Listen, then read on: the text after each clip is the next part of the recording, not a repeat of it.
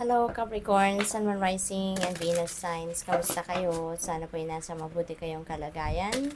Welcome back po sa Star Tarot. Kung bago kayo rito, welcome din kayo. Thank you sa inyong support. I truly appreciate it. God bless you all. Tignan natin ang mga mensahe ni Capricorn. We have number 53, curiosity. Capricorn, you have something that you are curious about sa ngayon at yan ay yung parang i-research ninyo yan, no? I-research ninyo, you're going to study on that. Siguro nga, baka ang iba sa inyo dito, baka mag-take pa kayo ng crash course para dito, no? So, meron kayong interest about something and that could be related to your talents, to your gifts, no? To your skills. Baka gusto pa ninyong alamin kung ma-enhance pa ninyo, kung meron pang i-improve yung skill ninyo, yung ganon. What else? We have Fortune's Wheel. Napakaganda naman, Capricorn. Luck and right timing, no? Divine timing has come. Napakaswerte ninyo, Capricorn. Divine timing has come sa kung ano man ang bagay na ito na pinagplanuhan ninyo or ginusto ninyong gawin or gusto ninyong mangyari ay ito na, no? Baka ito rin ay mga answered prayers na ninyo, Capricorn, na paparating, no? Yung bang the timing is right na para ibigay na sa inyo ng universe. At saka swerte ito, no? This is good fortune and good luck on your side. Kaya mo siswertehin kayo, mababalot kayo dito ng swerte sa iba't ibang parte ng buhay ninyo, no? There is going to be a lot of changes dito for sure kasi sa mga blessings na paparating, no? Meron ditong mga divine blessing na paparating. You never know kung saan ito, pero definitely pagdating sa pera, swerte kayo dito, Capricorn, ano? Mababaliktad ngayon, no? Ang takbo ng buhay ninyo. Kung dati medyo hirap, may difficulty, ngayon mababago na yan for the better. Mag-i-improve, mawawala na yung mga problema, yung ganon. Kung eto naman ay nasa maganda na kayong sitwasyon, mas lalong gaganda pa yan, Capricorn. So, ang swerte ninyo sa ngayon. What else? We have overflow, overwhelm, and plenty. Ayan. So, baka plenty of blessings talaga na paparating, hindi ba?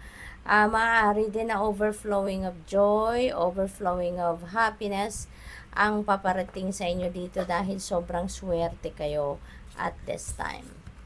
We have deep quiet, meditation, and stillness. Ito rin ang kailangan ninyong gawin.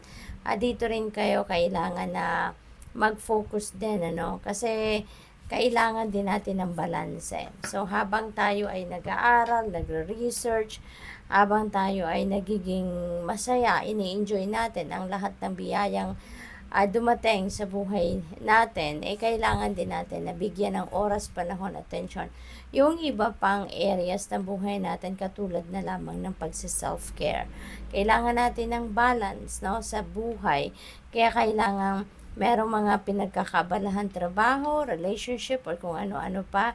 And at the same time, give yourself also time to breathe.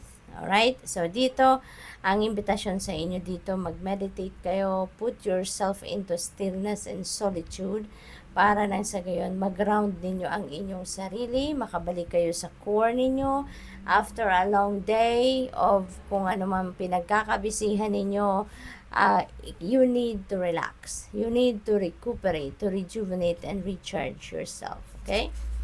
What else? We have winter's dream, gestation period. So, siguro, meron kayo ditong inaalagaan, nina-nurture. Maaring plano yan, diba? Maaring ideas yan. So, maaring yan yung link dito sa curiosity energy. So, siguro yan ang meron kayong formulate siguro ngayon na strategy or something. What else? We have repairing the veil, forgiveness. Mapakaganda naman. Kasi kung sino man, no, ang nakagawa ng hindi masyadong maganda sa buhay ninyo in the past, kung sino man na nakagawa ng hindi masyadong nakakatuwa, no, na kaganapan sa buhay ninyo in the past. Maaaring ngayon, magpapatawad na kayo. Maaaring ngayon, pipiliin nyo na mag-move on sa buhay, mag-move forward na para na matanggal na, 'di ba? Yung negativity, negative feelings ninyo, emotions and thoughts, no, na nandiyan sa puso ninyo because of siguro galit, resentments, because of tampo or whatever na pakiramdam, no, dahil doon sa kung sino man na nagkaroon ng shortcomings sa inyo. So ngayon, handa na kayong magpatawad. You have that willingness to forgive. You have that, siguro din, no, kung kayo din naman ang kailangan humingi ng tawad, baka ready na rin kayo na humingi ng tawad, no? So you are moving on. What else? We have number 49, the fates. Ayan. So, siguro, dito, Capricorn, ano, you're going to embrace talaga kung ano man yung what is happening, what is unfolding sa buhay ninyo, no? You're just going to embrace what is unfolding. May pagtanggap kayo ng kung ano ang nangyari. Kaya nga din siguro meron kayong forgiveness energy na dito because you are accepting what is. You are accepting na kung ano na nangyari, kung ano ang naganap, no? Bakit nangyari?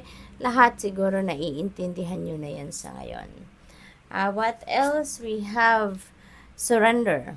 Ayan. So, siguro mas malalim na talaga ngayon ang inyong pag-iintindi sa human psyche, pag-iintindi sa life itself, no? Life itself in general. Kaya, even yung mga pangyayari, kung siguro napapansin ninyo na may mga bagay na beyond your control, may mga bagay na despite of your effort, despite of your control, no? Kung ano ang gusto ninyo maging resulta, pero hindi naman dun nangyayari, di ba? So, siguro napapansin ninyo na really, kailangan nyo na lang talaga mag-surrender. Kailangan nyo na lang talaga na i-offer ang lahat sa universe, no? Kasi kahit ano ang gawin ninyo, pag hindi ukol, hindi bubukol. Kahit ano ang gawin ninyo, if it's not in divine timing yet, talagang hindi yan mangyayari. Kaya ngayon, there could be a realization for most of you, Capricorn, na it's better to surrender and lift all up, no? Lahat ng concerns, even your dreams, even your wishes, even your heart's desires, lift it all up to God. At bahala na si God, no? Let go and let God. So good luck. Thank you for watching. Love and light. Namaste.